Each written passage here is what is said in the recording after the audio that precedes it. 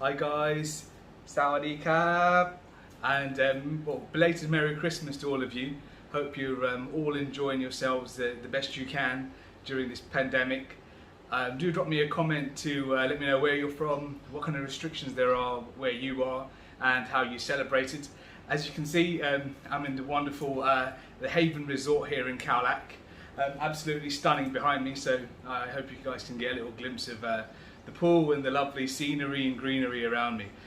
Now I'm just making this vlog just to tie up what 2020 has been like for the real estate market here in Bangkok. I know for the vast majority of us it's been a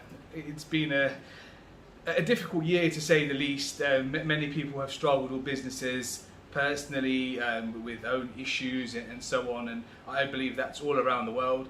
Some countries like Thailand have held it together a lot better than others. I believe Europe and America, unfortunately, are still quite bad. Some countries, even in Asia, going through a third wave and what it looks like what could even be a fourth wave that's coming in for some countries as well.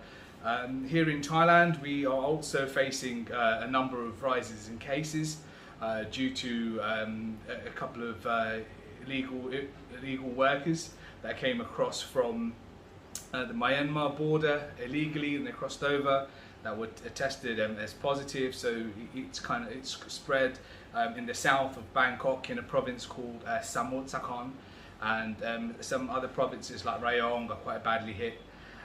So numbers are growing, but let's just remain vigilant, keep safe, and just do the best we can personally to keep social distancing and try to keep ourselves and all the others around us safe. So without further ado, 2020, interesting year to say the least. A lot of businesses here in Thailand, especially in the tourism industry, have faced immense hardships. Let's put it that way. A lot of them have closed down, just like here in Khao Lak. Most of the town area, most of the shops, dive centres, restaurants, bars, what have you, are closed until further notice, and some maybe, well, a lot of them actually, probably won't reopen, which is very sad. But that's the situation we're facing, very, very unfortunately. And for the real estate market, don't mind me guys, I've got a couple of notes in front of me, so I'm going to keep having a glance every so often at them just to make sure I'm on track. Right, so for the real estate market here in Bangkok, just to touch on, prior to COVID, we did see a slowdown with the strengthening of the Thai baht, the trade war between China and the US. So we did see a slowing down in the market, especially from Chinese investors that came in. A lot of people had bought at that point already. There were some people still looking for good deals, etc. But prices, due to the Thai baht, were quite stiff at that point of time. And then COVID came along, that restricted investors, buyers alike to come in. So it had really slowed the market down. And now we're in the fourth quarter. Prices of properties generally have started to drop. The overhang or the oversupply or inventory, if you want to call it, has grown tremendously. We're at the moment, I'm just going to talk about purely condos, because that's what foreigners can buy, and I'm sure the vast majority of you know that foreigners aren't allowed to own land in Thailand, even though some people go about it in different ways, but I shall not get into that. So the overhang at the moment remains at 107,000 over units unsold, and that number is very likely to grow significantly, put it that way, throughout 2021, at least within the first or second quarter, from what I anticipate at least. That number should grow. But having said that, developers here have had flash sales. They've and we've been engaged in these, and we've seen that it's been very successful. They are pushing the numbers down, giving very, very good deals in terms of pricing. I've seen some as low as about 30% discounts, including furniture packages. But these are flash sales, so you have to buy them within the span of a few hours. They don't last for forever. It's just within a span, and those have been taken up very, very fast. So developers, in that sense, did manage to sell many of their units, and many buyers and investors that aren't able to get into Thailand. There's been a great interest, even though they are abroad. They've shown great interest in even putting down deposits for developments that they know hold great value and could be in for a very good capital appreciation down the line from these developers. So we've had even people put down deposits for very good developments, and all of this has been done virtually. So there is what I would say a pent-up demand for when the borders open.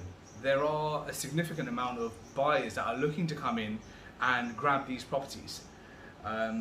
So it's just a matter of when it can happen.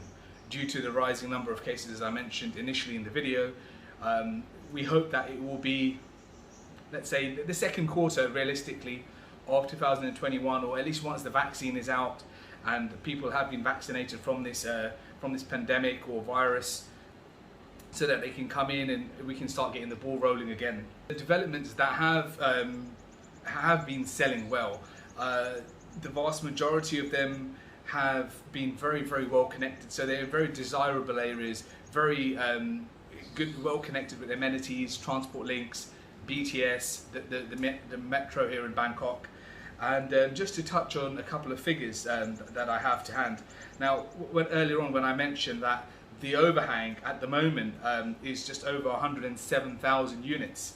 And this is purely the condo segment. This is not taking in mind townhouses or semi-detached or detached houses.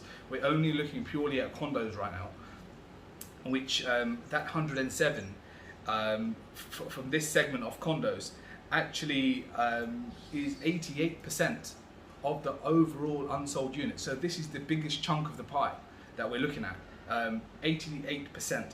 And just to break that down a little further for you to see where the prices, what the prices are like, and what people are buying and what people aren't really buying. So in terms of supply, the biggest supply is between the 5 to 10 million baht range, right?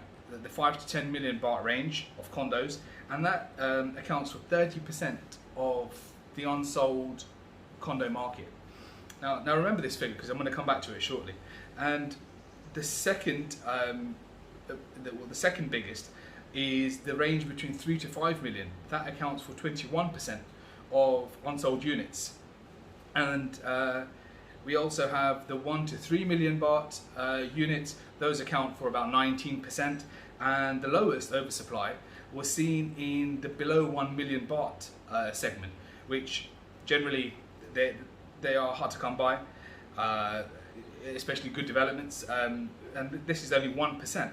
Now, between the 5 to 10 million segment, even though that has the highest inventory and oversupply rate here in Bangkok, this is still what buyers are looking for, because this figure that we have seen grow and from the data that I have, shows that it's grown 7.7% year on year. So that means there is in this segment, purely because of where these properties are located, the finishes of the properties, the developers themselves that hold a very good image, put it that way, and that do give you a very good quality product. At the end of the day, this price segment for a lot of other ASEAN countries doesn't cost very much if you're from China, Singapore, Hong Kong, or even Western countries. Now, so that has been growing 7% year on year. So that is a segment definitely that we have seen growth in, and that we believe it will continue to grow.